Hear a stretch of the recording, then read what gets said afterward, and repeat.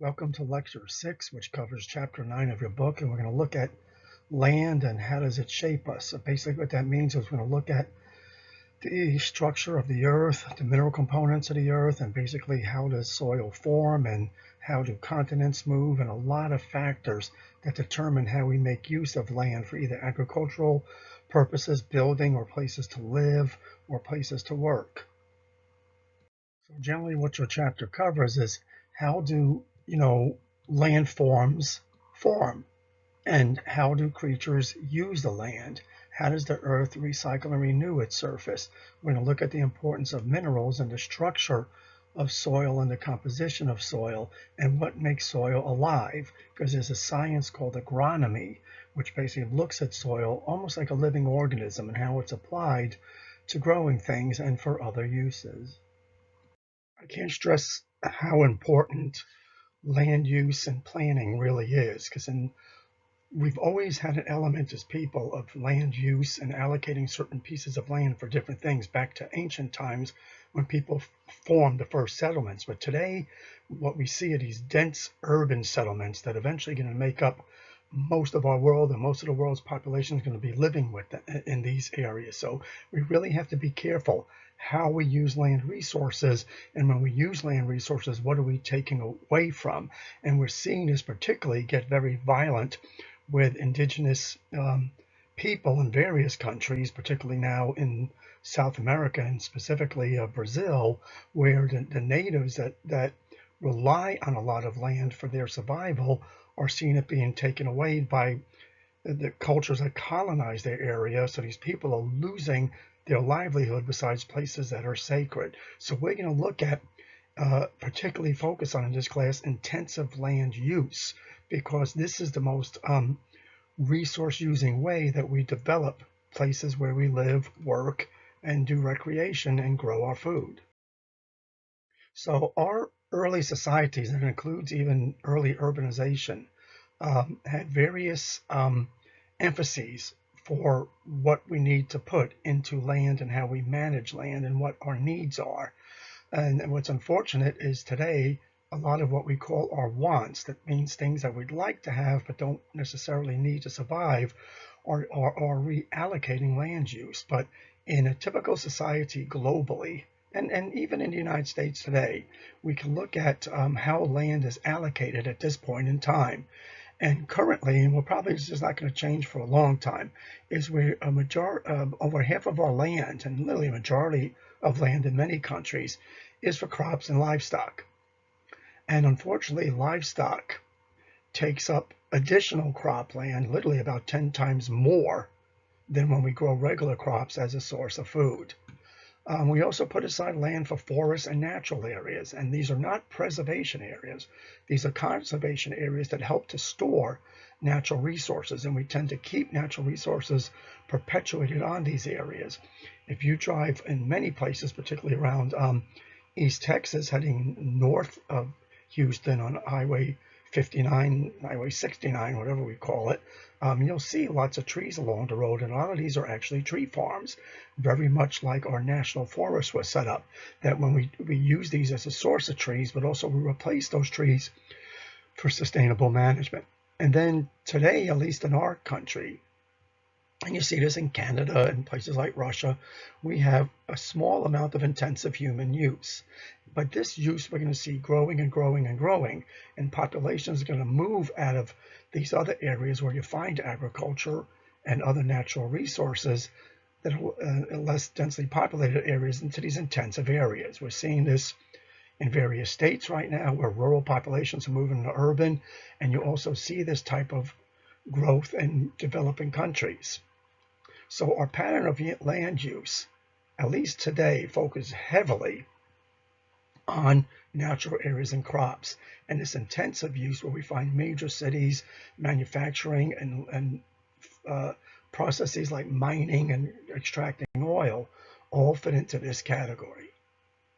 Now, in ancient times, when people were still migrating around the world, like 600,000 to 200,000 years ago, and started forming these settlements, which started peaking at about 60,000 years ago, people tended to travel and hang out by water.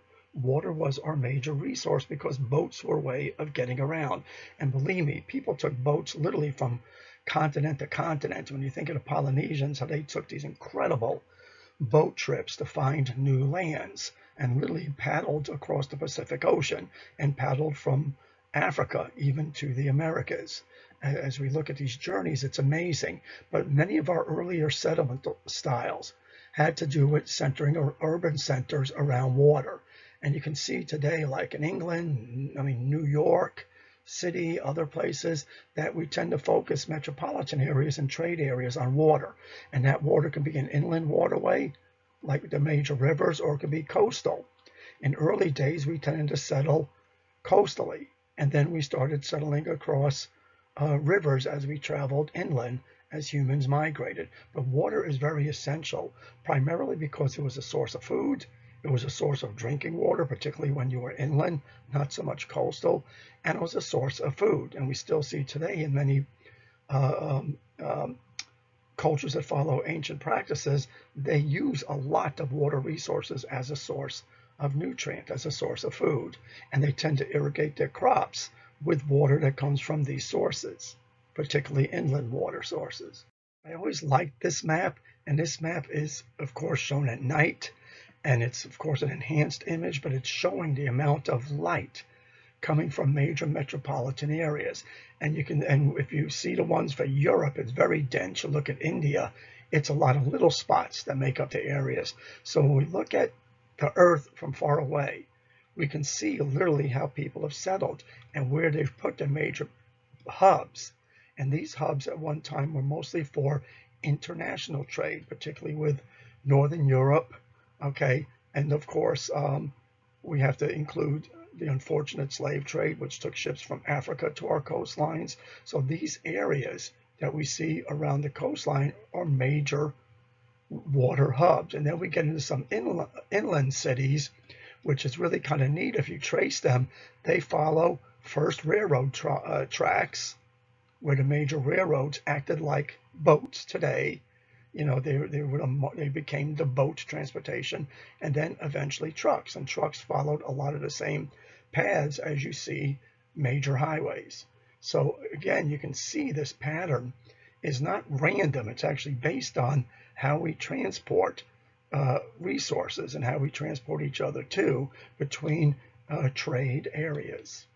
So again, to kind of reiterate, I just want you to think about the fact that we dedicate a lot of land to crops, and we tend to keep these crops close enough to the major urban areas that the crops can be transported conveniently.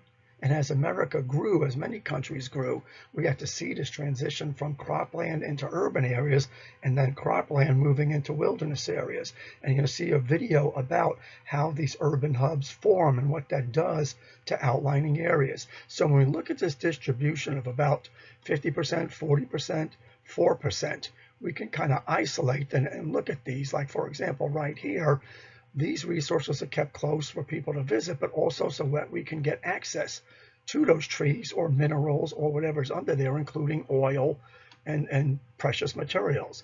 When we look at livestock and crops, again, farmland has to be close enough to be able to bring this stuff in by water.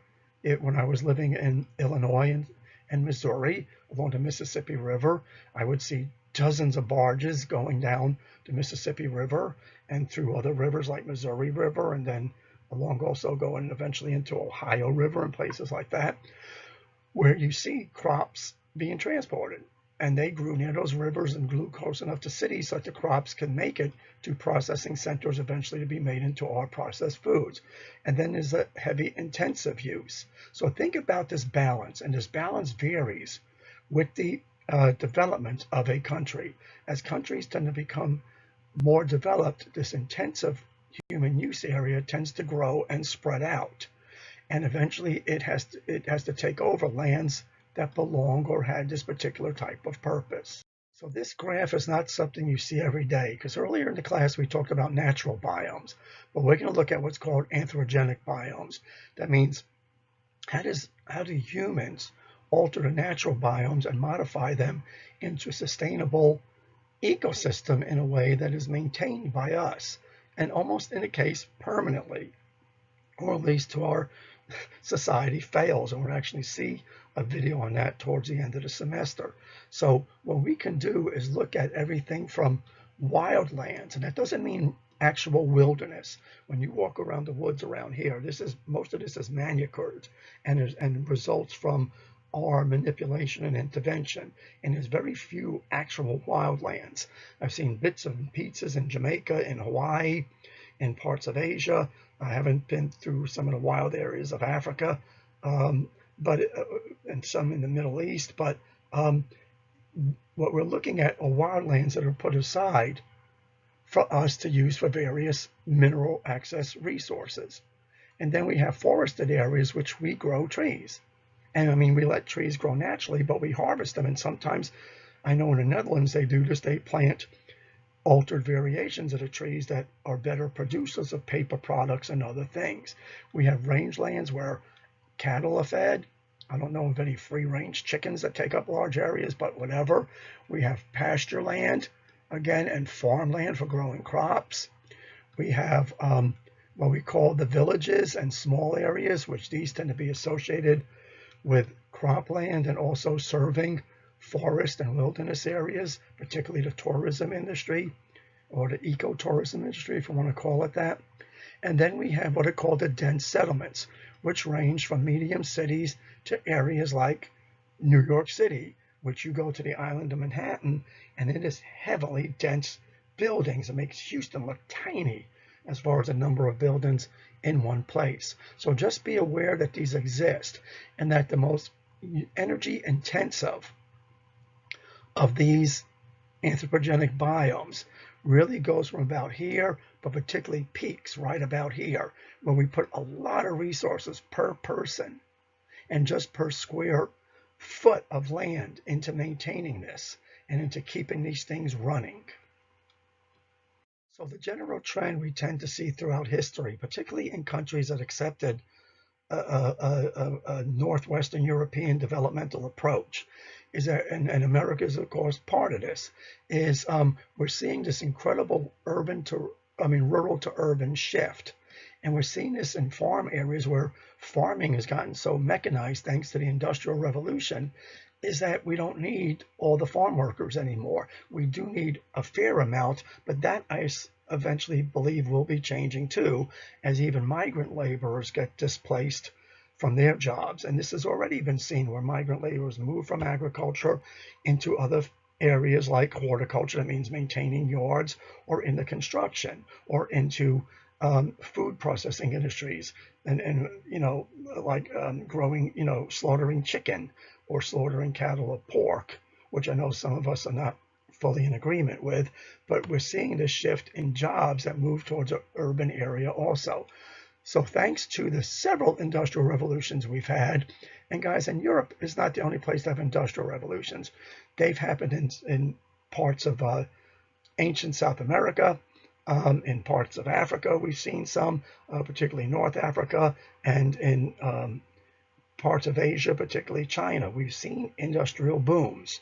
That means that where we're using machinery to replace things that normally required humans and animals. And we'll see this a little later when we look at energy. So we're seeing a great, there's steady growth towards urbanization, and particularly again in slight boom periods. Okay, what we also see a lot is, particularly in the United States, with our growth, is a lot of older European settlement that took this developmental attitude with them. So most of our early development, and it means from the 17 to 1800s, at least in this country, tended to be due to this immigrant attitude, developmental attitude, that was very typical of what's called the colonialist attitude. That means when resources run out in my country, what do I do? So when resources run out in Spain, Spain goes to uncharted territories like the Caribbean or America. They go to India, they go to China, they go to Africa, and they look for resources there to bring back. Unfortunately, some of these resources were exploited humans, but that's gone on in every culture for years, okay, of using people and another country's resources. So it's not a European idea. It's an idea that goes back, that you even hear about in biblical readings. Now, the problem with people, and this includes even ancient people, is we never paid attention to the fact that the Earth is a constantly shifting place. And I'm talking as far as long-term climate. So our Earth, we've learned, is constantly changing. I mean, changing to the point where humans probably will not survive after a certain period. And not many creatures will be able to survive these changes. And this is typical of the history of our Earth. The creatures that are here now were not around millions of years ago and wouldn't have survived that climate.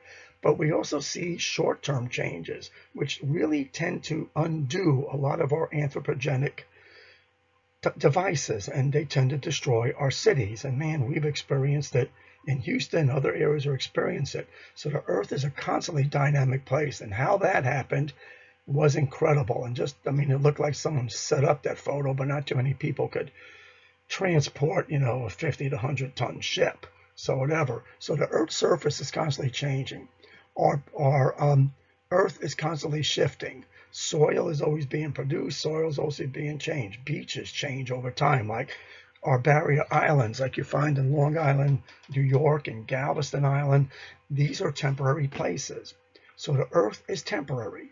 You never know when your continent is going to shift. You never know when the land is going to sink, is going to have volcanic activity, an earthquake, or some flooding that remains permanent. So we have to take that into consideration when we look at urban planning. How long are we planning for?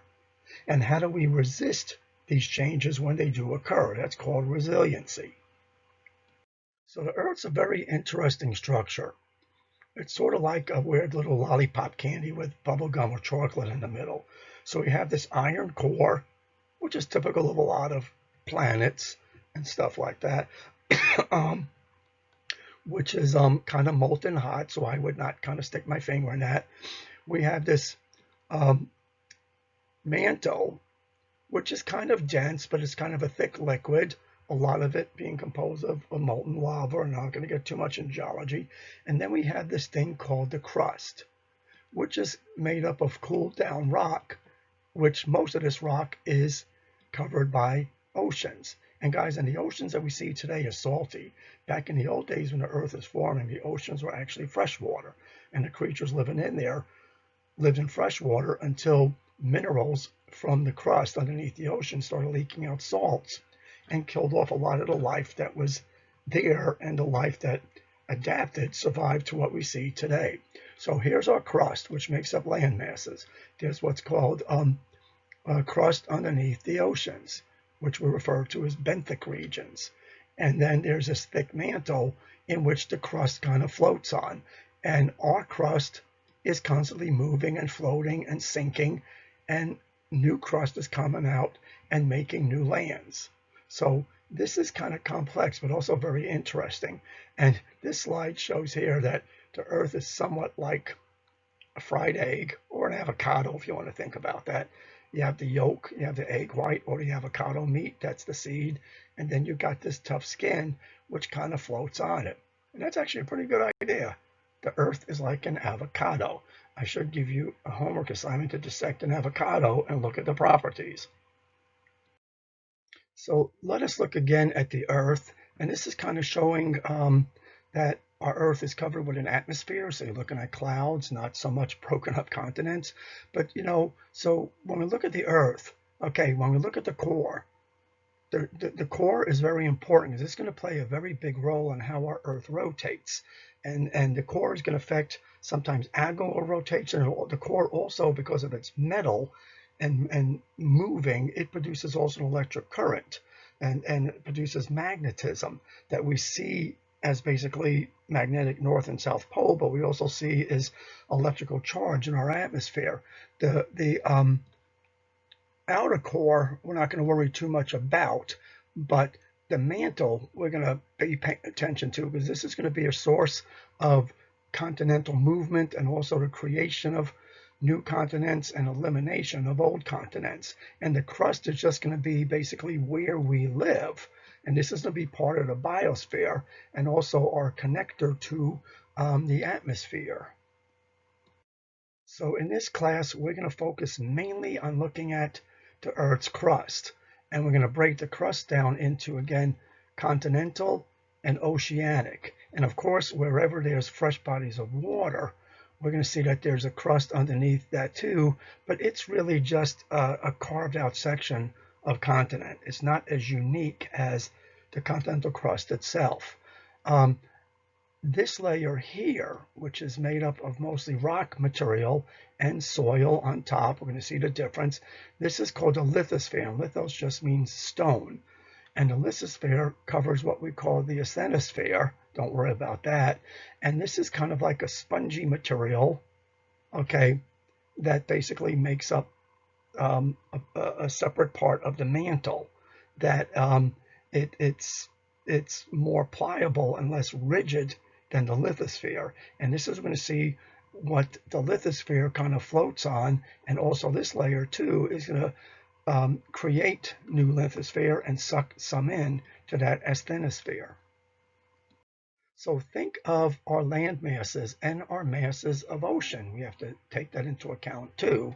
Okay, are basically these big chunks of either oceanic crust or continental crust that are just like putting things on Jello.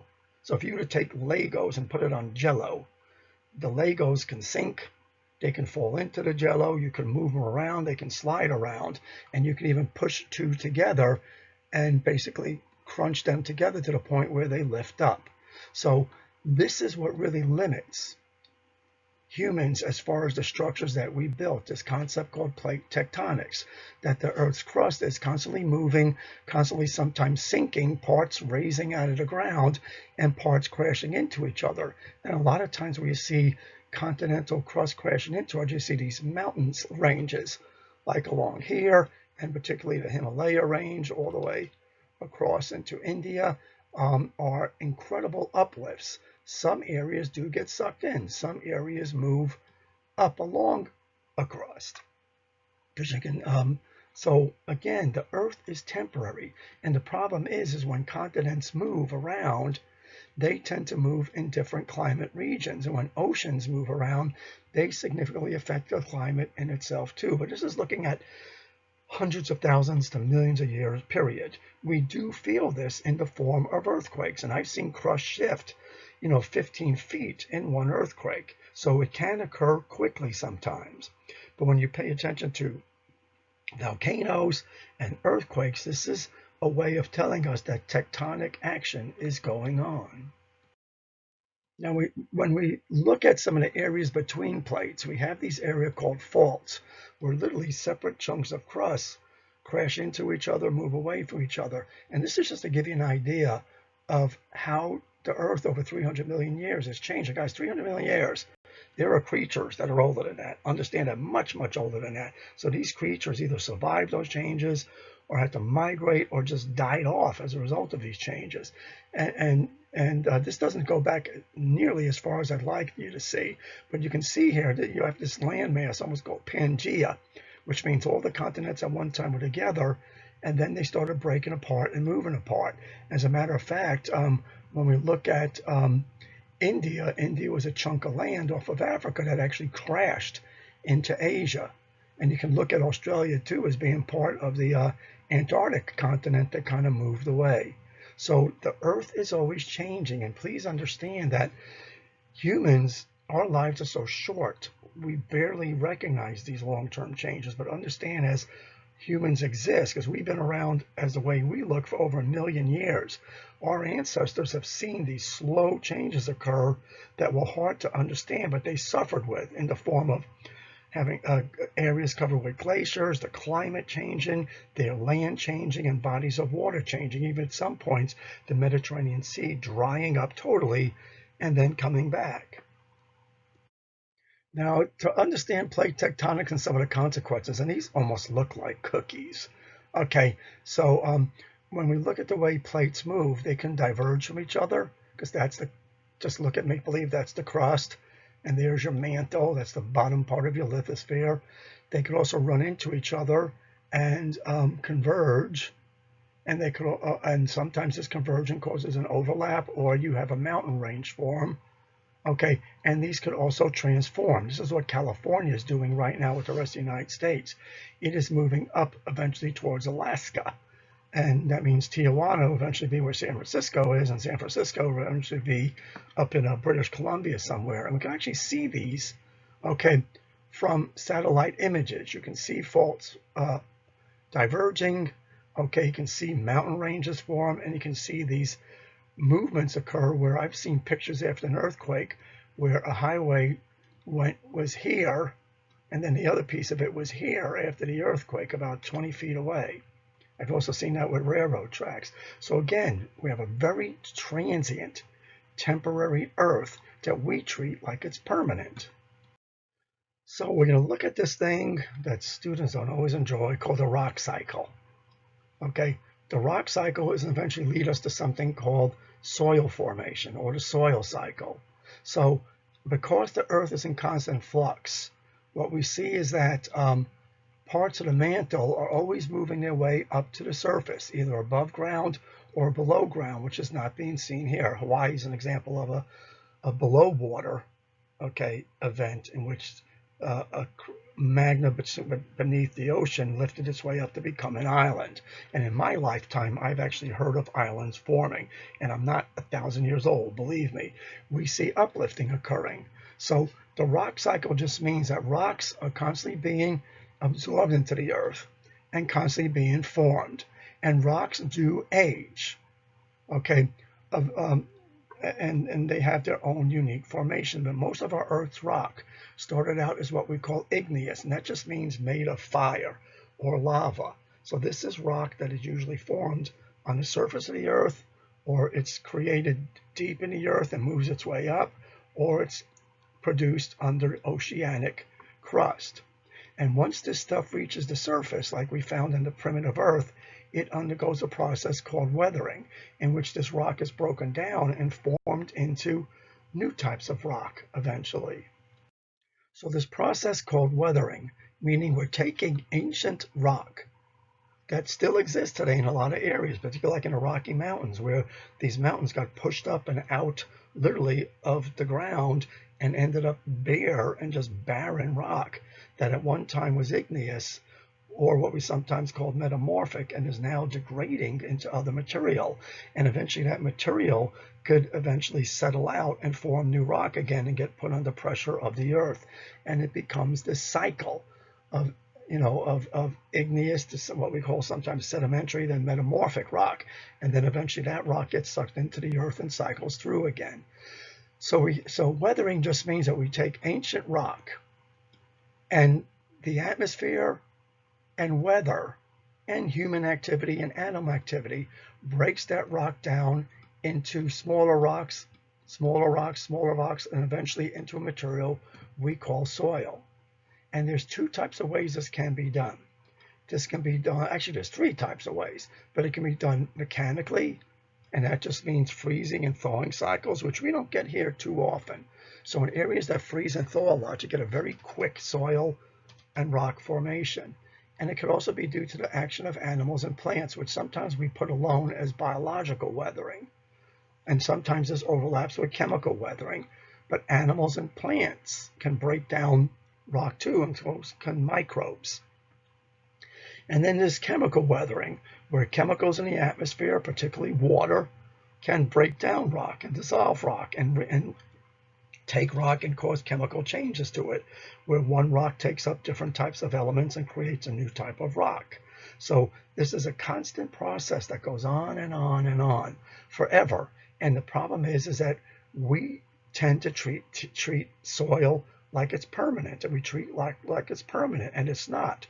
Rock is always undergoing weathering and always undergoing mechanical weathering, chemical weathering. Animals and plants and bacteria and fungi are always interacting with the rock too, and things called lichen are always interacting with the rock and changing it. And it goes through this continuous cycling. So we have two terms to kind of pay attention to when we start looking at this course and how we use land. The problem with land is we want it to be permanent when we start setting it up, and that is not true. because land is always undergoing erosion, and that means soil is breaking down, the rock that we use is breaking down, and it can sometimes move and wash away. And soil is always forming, and rock is always forming.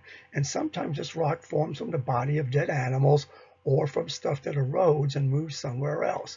So you have this constant process of erosion and lithification, which changes the distribution and the types of rock and soil that are in an area. And soil can basically erode, move tens of thousands of miles away, and end up in a body of water where it becomes a new type of soil and actually undergoes a new type of what we call mineralization and mixing with sometimes the bodies of dead animals to form unique types of material that are a combination of mineral and living creature.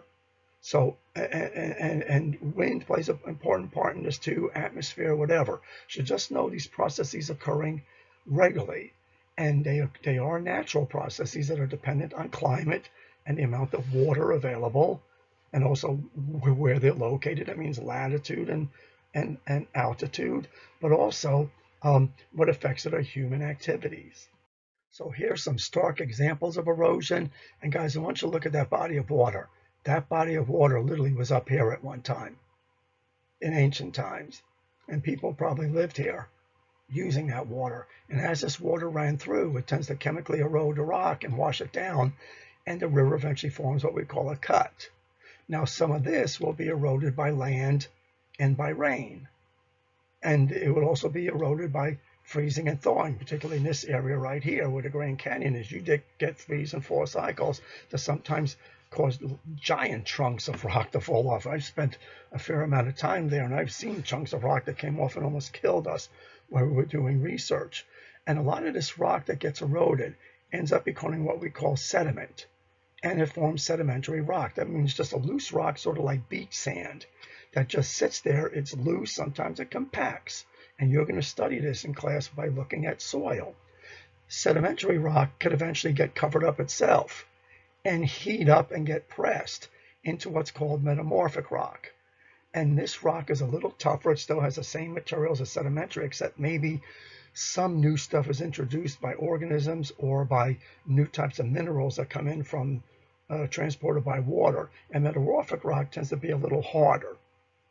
And eventually metamorphic rock forms a lot of the soils that we use, or at least what we call the undersoils that we use.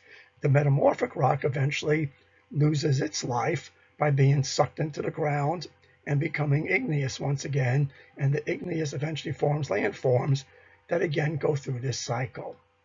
And again, why is this important? Because we make use of land as if it's stationary and stagnant and not going through cycling. Again, some more pretty pictures, and I've seen this in Hawaii. I mean, particularly on the Big Island in Oahu, on the southwestern end. Almost, we were there for actually when Kilauea went up, and we got to see lava flows and got to almost be asphyxiated by the sulfur fumes and by the heat. So when we start looking at rock, and particularly igneous rock, it forms from magma, or what we call molten rock, and when it's flowing, it's called lava. And that's kind of like flowing lava. This stuff just eventually cools. It also kills anything that's in sight. And this starts out as bare. But what's really kind of neat, when I was driving across the whole island of Hawaii from Hilo to Kona, we got to see lava that was fresh and nothing growing on it to lava that was up to 200 years old and had a forest on it, but you can still see some residual black soil. So the earth again is constantly transforming and constantly being reborn through this thing called the rock cycle. And the rock cycle leads to something called the soil cycle, which creates soil that is what we really build on. So we're going to look at soil because this is the critical component of the lithosphere that we make use of, because most of us don't live on bare rock. We live on the materials that erode, and we make use of it for agriculture, construction, and also extracting mineral resources. So when we think about mineral resources, guys, there are a lot of resources. The common ones being iron, copper, silver, gold, zinc, other things out there. And also you have to think about biological sources like petrol and coal, which we'll get into.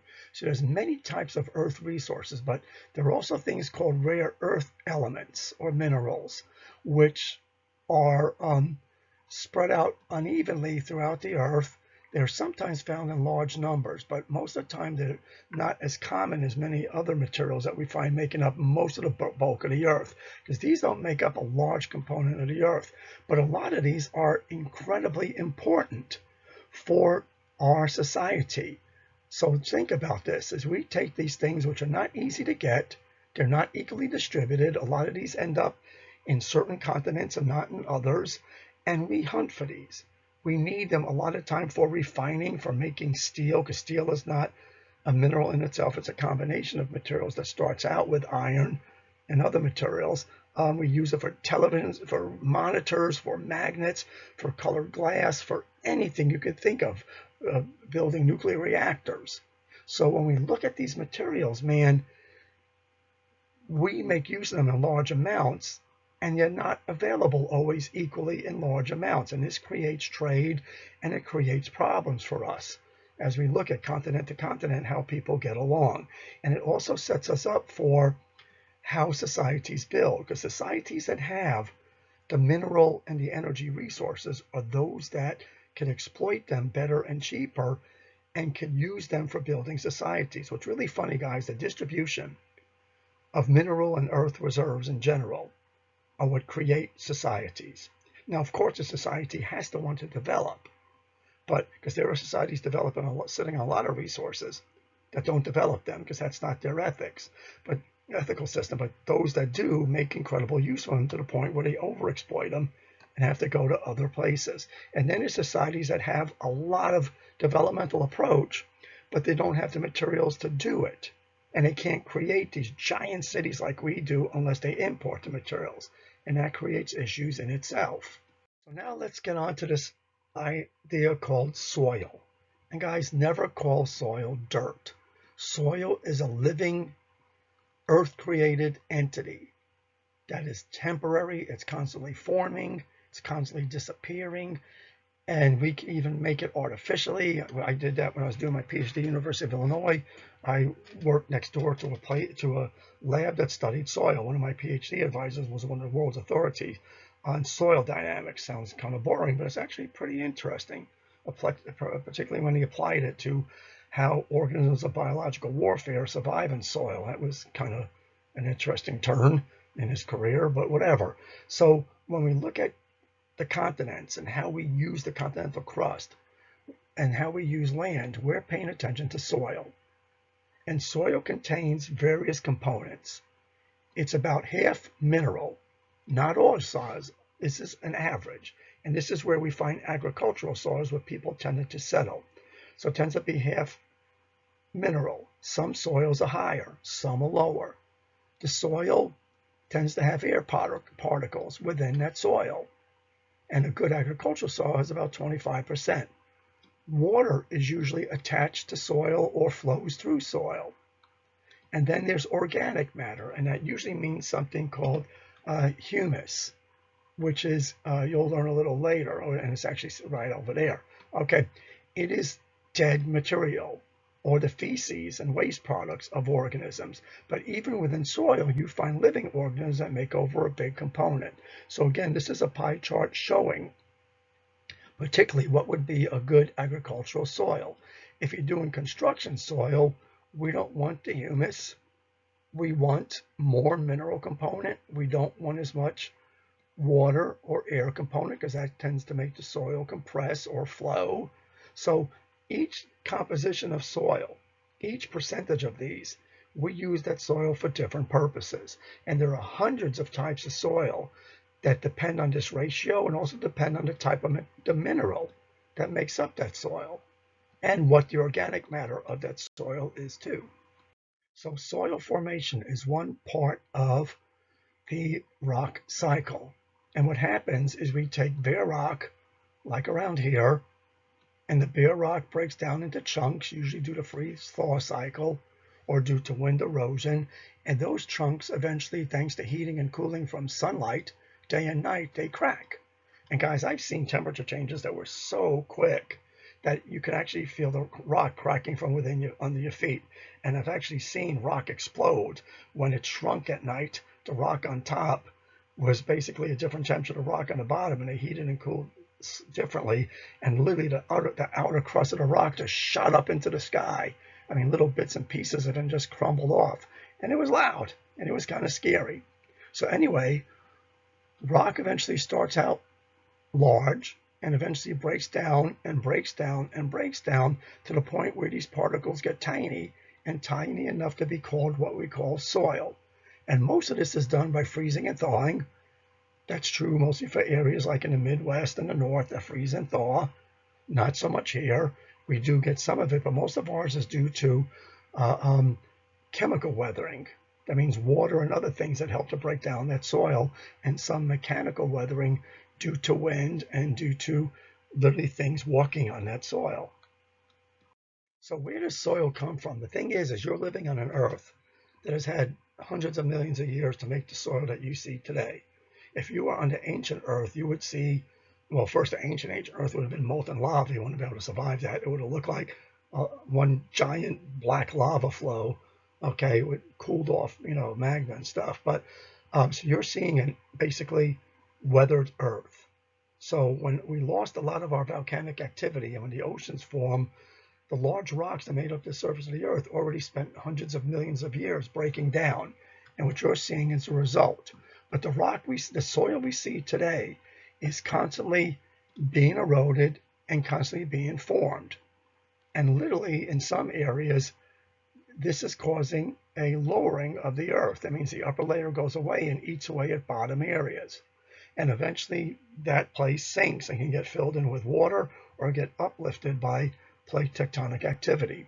But soil is basically, weathered rock that is weathered to the point where it's made up of 3 different size rock particles, soil particles we're going to see, and sustains life and holds atmospheric air and it holds water.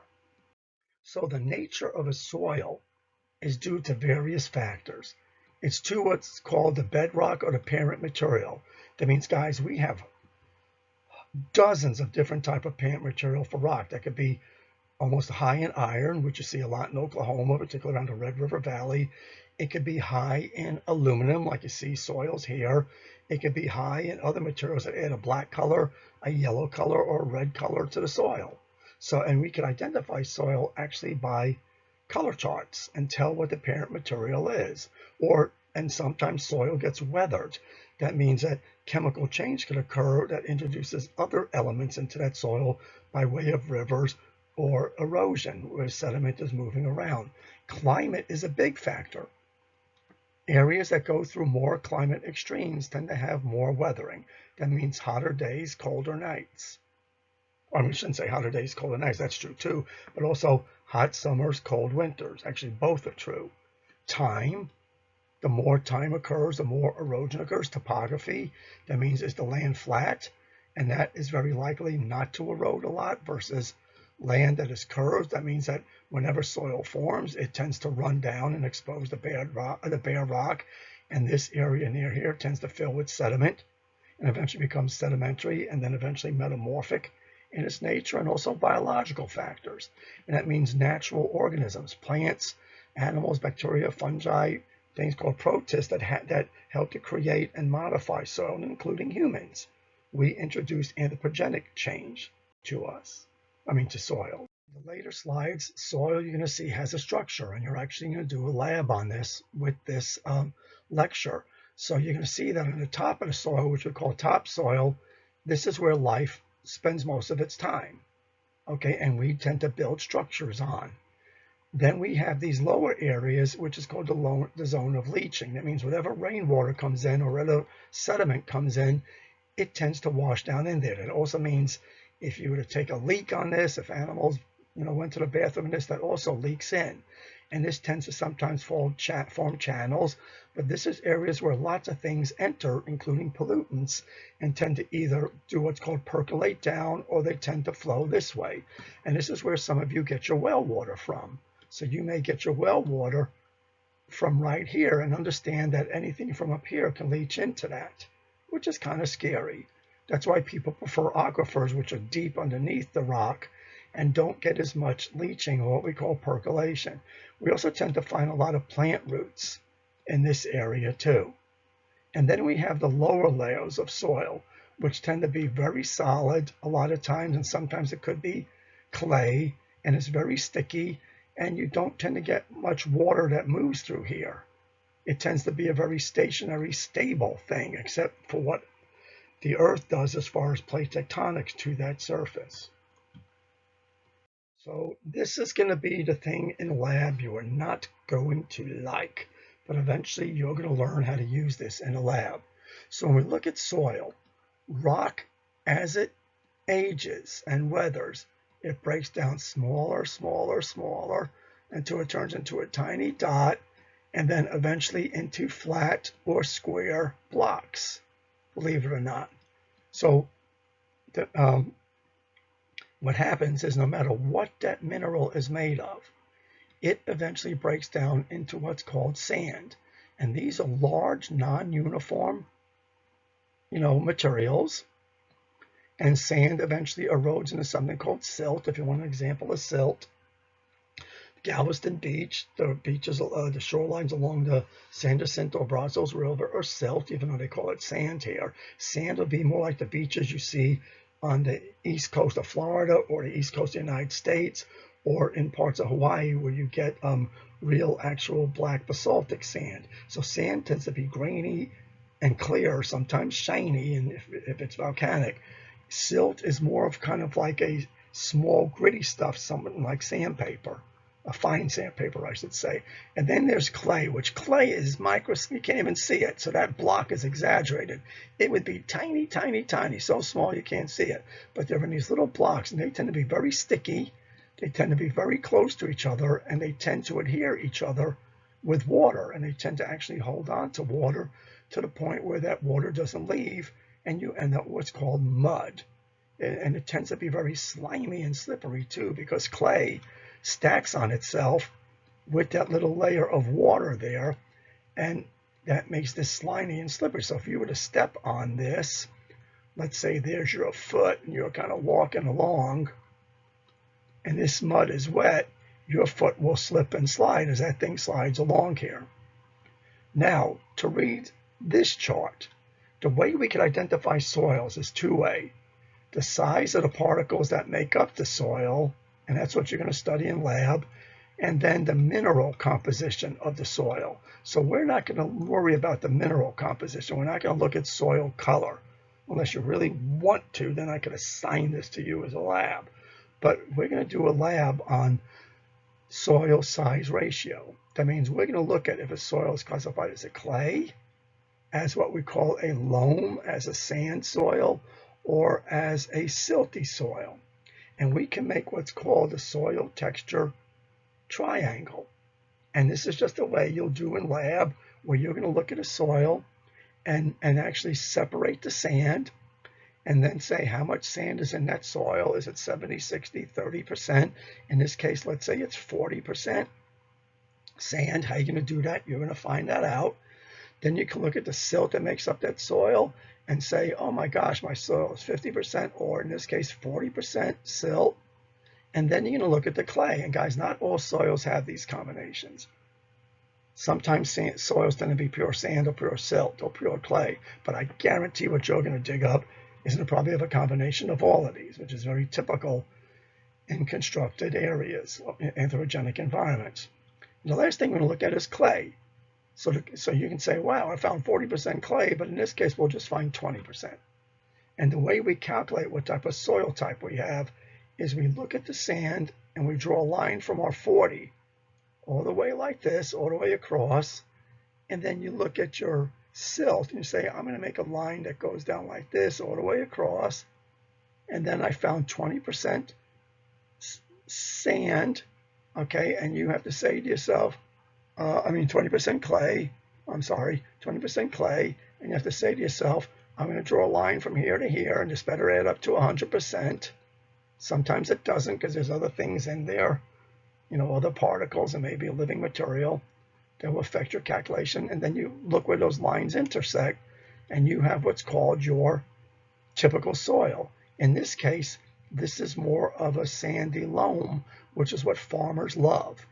It has enough sand particles to allow water to drain, enough silt to make the soil stable and lock in place, and then enough clay to actually hold on to that water, sometimes for periods of time. Not all the water, but a small percentage, about 20% of that water that enters, and not let it go so plant roots can remain wet. Let's look again at the particle types. So we have sand, and with sand, it has large spaces, or what we call pores, between it. That's pores. Woo, that's bad handwriting. Okay, but you get the point. That's an E, and that's an R. So it has pores. The problem is sand can shift. It's easily blown in a wind, believe it or not. Okay, and it does let water flow through, and it doesn't hold water well. Silt is a little smaller. It compacts, so when you step on it or build on it, it doesn't shift around like sand. And I've seen in Alaska and also in Japan, areas where they were built on sandy soils, and they had an earthquake right after a rain, where the rain kind of made the soil a little kind of loose. The sand kind of filled in with water, and the earthquake shifted around the sand and moved the sand and turned into quicksand. And literally a whole house would sink sometimes into that sand almost immediately and bury the people with it. And it was a part of Alaska, around Valdez, Alaska, where during one earthquake, a whole small village sunk into the land and killed people, literally sunk underground. So silt's a little better than sand. It holds on to less water, and it lets the water drain a little less. And silt is actually a very good soil, and you can feel silt when you go to Galveston Beach. And then there's clay. Clay compacts and only allows a microscopic layer of water through it. Most of the water that goes on clay washes away. It does not stay in the ground. We see this on our nature trail, which has patches of clay and patches of silt. And the clay areas, you can tell because the water just runs off it, doesn't sink in. But whatever water sinks in here stays. Now, the problem with clay, sometimes when clay gets filled with water, the clay will actually swell and move up. And you get into places like in the southeast, around Arkansas to North Carolina, is you will find people build on clays and what are called clay veins. It means the clay is right next to a silty soil. And the clay, when it rains, will swell and lift up, and the silt does not. And it can actually cause a house to crack in half, or a sidewalk, or break apart, other areas.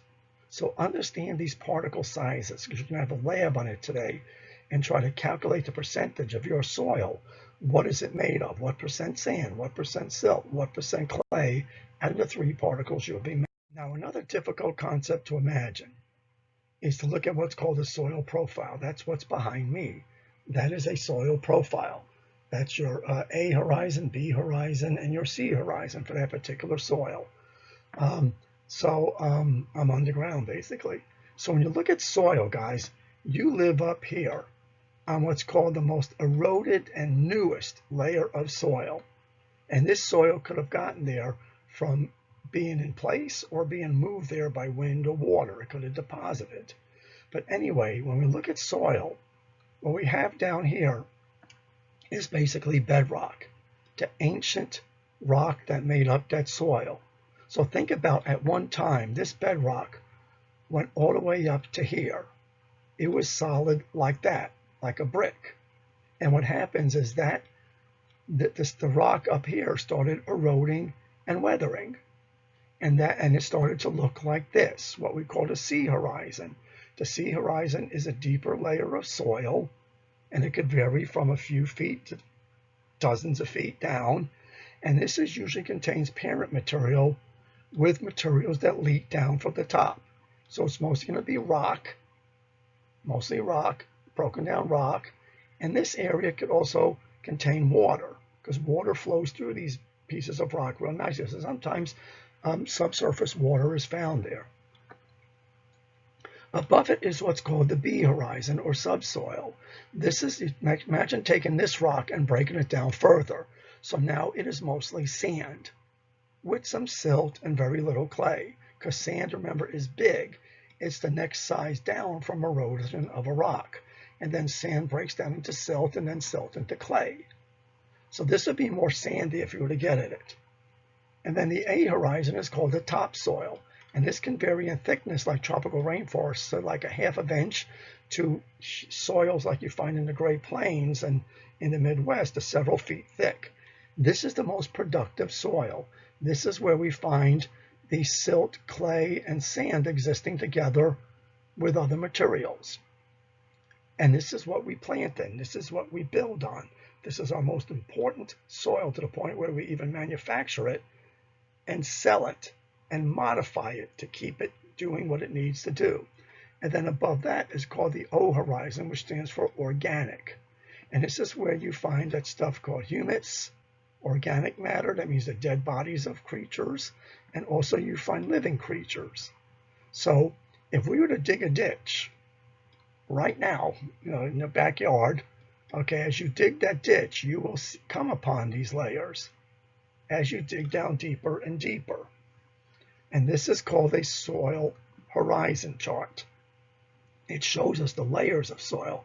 And the problem in agriculture and with building cities is a lot of times this layer washes away and it exposes the subsoil.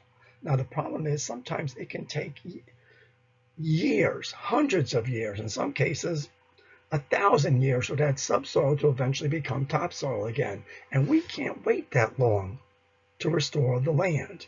And when I was at University of Illinois, we had University of Illinois researchers going out to farms where the topsoil was almost totally removed, and we had to replace it with an artificial topsoil because the subsoil was being created too slow to replace the topsoil that was removed, or the topsoil was being lost faster than it was being removed.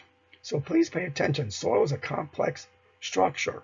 And as you go down into earth, eventually you hit the original rock that formed it. But that's not always true, because sometimes topsoil is blown over. We've seen this in Illinois, where wind carries dust from Missouri into Illinois and deposits it. So the rock up here actually did not come from erosion of the B layer. The upper B layer is some of that, and that's cool when you think about that. Rivers could also bring it, like in the Nile. The Nile River in Egypt can transport soil deposited on a floodplain, and we notice that when it floods here too. You can get an area where the flooding carries soil from another place, and it's not exactly the same bedrock soil that is up here versus down here. So in this class, when we focus on land use, we're going to focus on how do we use topsoil. How do we use that topsoil? And we're going to see that the topsoil is a living entity. It contains microorganisms that live in cooperation with plants, organisms that live in organisms in relationship with each other. It is a very complex material that can die. If you kill the organisms, okay, you basically wipe out their function in the soil. If you kill the plants, remove the plants, their roots play a very big role in the soil and keep these guys alive right here, things called mycorrhizae. Decaying material is always changing the nature of that soil. So if you remove these trees and put grass, it will affect the function and usability and chemical composition of that topsoil. So please understand, microorganisms play a very critical role. And eventually on the test, you're going to be asked to name these roles, because without the organisms, the soil is not going to be the same. And it might not be good for the purpose that we're using it for at the time. Now, because I had to take a lot of biology classes to become an environmental science major, I learned a lot about a fellow named Charles Darwin, the guy that he didn't come up with the idea of evolution. He was the one that kind of solidified it and helped develop it and promote it, basically. It's an older idea than him. And actually, a few people had the idea. It's just that Darwin was able to publish first. But a lot of his original research was on how plants interact with the environment, particularly carnivorous plants, and about earthworms. And he discovered that earthworms tend to be great movers of soil. what they tend to do is earthworms tend to live underneath rocks in many cases. I mean, it's a form of protection for them. And what they do is earthworms will basically, eat, drill in the ground, and eat stuff within the ground, but they basically move around and move soil from the ground and sometimes deposit that soil on top. So earthworms, a lot of the time, what they'll do is crawl along. They'll eat junk out of the soil, and particularly underneath a rock, you find a lot of good edible fungi and stuff. They'll eat that stuff, poop it out on top, and they basically dig a cavity under the rock and deposit their poop here, and the rock eventually starts to sink and will eventually be buried. Darwin knew this when he started looking at pavement stones and why they sank. We didn't fully understand, and he came up with this one mechanism that earthworms are very important. So earthworm activity is critical, and unfortunately, because of pollution, the way we use land, the way we contaminate water and soil, we've killed off almost all our native earthworms. Actually, many of the earthworms here were introduced from England. They're not the native earthworm, and they're even not doing well. So without earthworms, guys, soil is not soil, and they can change the total usability of soil and affect everything about that soil, including the organisms that live along with the earthworms. Guys, probably the most complex feature of soil is the organic matter. So we were talking about earthworms. Earthworms poop. They deposit organic matter into the soil. Plants on top of the soil die. Animals die. Plants relieve wastes, believe it or not, so do animals, and that all works as a way to becoming the organic matter. And that organic matter leaks down into the soil and adds color to it. You can see the two different colors here based on the different types of organic matter. Now, minerals could also color soil too, so you got to be careful about what's mineral color and what's the breakdown components of animals and plants and other stuff, their color. And that's very important. But guys, what's critical is this. When we start looking at the role of soil and how we cycle nutrients through the earth, we're going to see that the minerals that are naturally found in soil and the organic matter that is found in soil gets taken up by plants. Plants use them to build their bodies. Creatures eat the plants. Creatures eat creatures. And those creatures then die, and their body becomes the organic matter, which then gets taken up by the plants again. So basically, you're eating yourself after a while, if you want to think about it that way.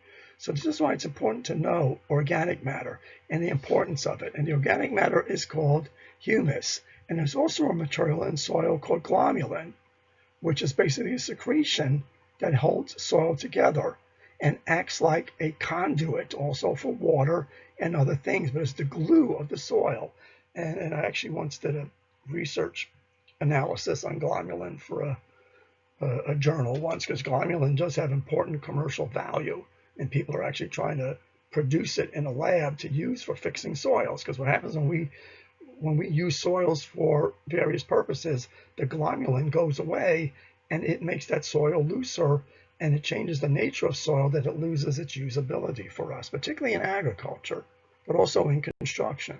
I just want to give you an idea of different soil profiles, and understand too that the topsoil is probably the most important for our use. This looks at a desert soil. You can see the bedrock. Okay, you can see the different soil horizons. Look how small the A is. That's your topsoil. Your B horizon, your water, your C horizon is usually very deep. So that means these plants sometimes have to drill down for a couple of 100 feet to find water. This is a soil like we find around here. We have a very, very thick A horizon, a big O horizon. Desert soil hardly has an O horizon. And your water table is pretty close. Don't look at these as the same size, actually. Your water table is pretty close, very moderate B, a very broken down C, and then your bedrock. And then we look at tropical soils. It has a very thin O horizon, which is very temporary. A short A horizon, a very shallow B horizon, which means if this soil gets disturbed, you get quickly down to B and A horizon. And unfortunately, in many forests, the A horizon is high in a mineral called iron, and that tends to sometimes do what's called cementification. It means the iron oxidizes mixed with atmosphere and other materials and components of water, and it turns into almost like a brick. And that makes the soil totally unusable unless you dynamite that soil and try to remedy it. And it can take a lot of time. And I've unfortunately seen on the east end of Puerto Rico, near Unico National Forest, parts of it being sold off, or, particularly for agriculture. And once the agriculture occurs, particularly tomatoes, mostly to sell to make ketchup, these tomato plants eventually grow and grow. The topsoil wears away. The farm fails. The farmers can't afford to augment the soil and fix it. So that becomes barren land that once was tropical forest. And that barren land literally does what we call cementifies. And you have to break up the soil mechanically and make a new soil to get it to work, or it just sits there forever. And the forest might not be able to replace itself.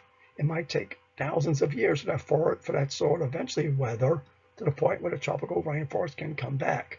So deserts and tropical areas tend to be the most fragile soils, where the topsoil is very shallow, very easily lost, and the environmental conditions are not likely to produce soil right away. Ours is perfect.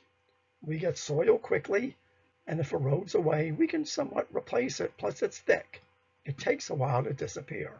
So last but not least, because this is something we also don't pay attention to, in how water interacts with soil and how salts and minerals in that water interact with the soil too. So typically when it rains, rain enters the soil, it goes down to a certain level, usually the B horizon. And what that water tends to do is it washes down salts and minerals that are normally in the soil. So they end up down here.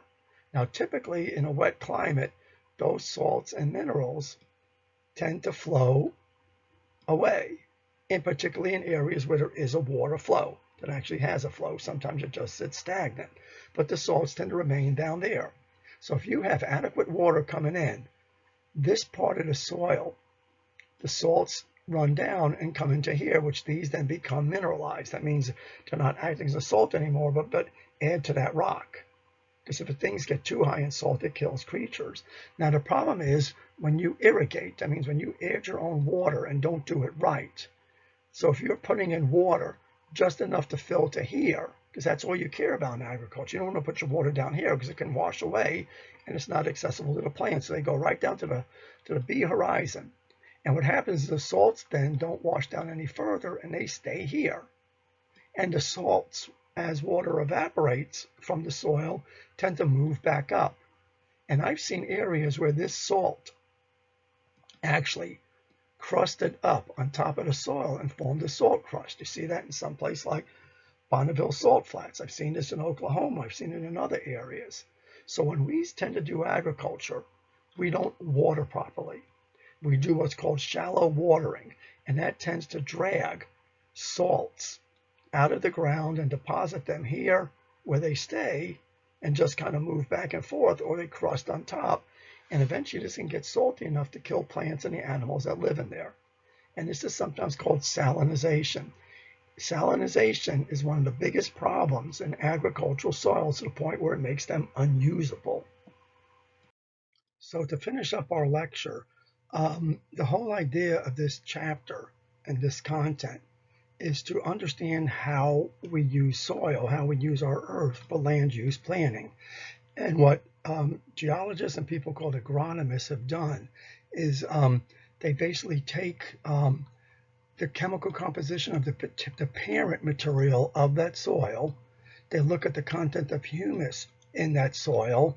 They look at the soil percentage compositions of sand, silt, and clay, and then look at what we call the topography and sometimes the climate. And we look at the nature of that soil and categorize it into different types of soils, which you tend to do in geology classes, but not here.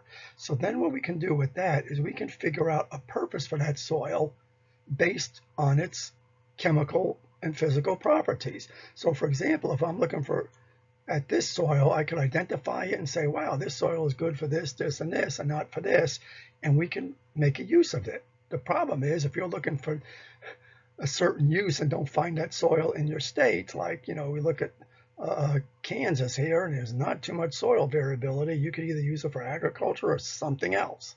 which this is an agricultural soil that's there, so that's very good. Same is true for Nebraska. Okay, we look at Texas, and we have various types of soil uses that we can do, but we can't just pick up this soil and move it to here. So sometimes we're kind of stuck with what we can do, or we could augment the soil and change it or cover it up in some cases, like we do with construction. We scrape off the original soil and put down a construction grade soil. Now we can look at this also within a state, and that's definitely not Texas. Okay, so we can look within a state and say, wow, how do I make use of that within the state, these different types of soils?